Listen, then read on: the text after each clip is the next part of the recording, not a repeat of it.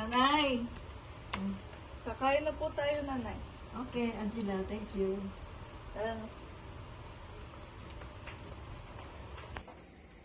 Next, kakain na.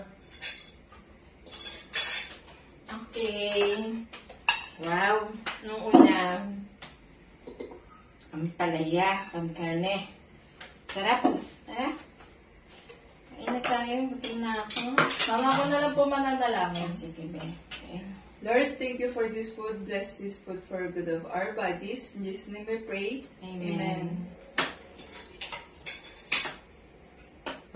Angela, kumusta naman yung sa pagtugtog mo ng special number ng linggo? Anong masasabi mo sa sarili mo? Masaya po kami, tatay. Kasi kasama ko po yung mga youth na nagtutugtog para din po kay Lord yung mga ginagawa namin. So talaga nag-i-improve ka na, Angela, sa pagtugtog mo sa bass. Sana ipagpatuloy mo yan para sa gawain sa Panginoon. Oo nga po, nag-improve ka na sa inyong pagtugtog. Gumagaling ka na, be. Ayun nga pala, mama. Meron pala po kaming practice sa sayaw para sa pista. Bukas po. Ang practice? Sa sayaw po.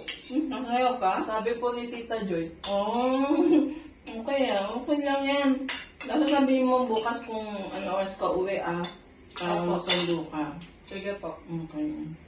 Hindi be, pagpatuloy mo lang yung practice.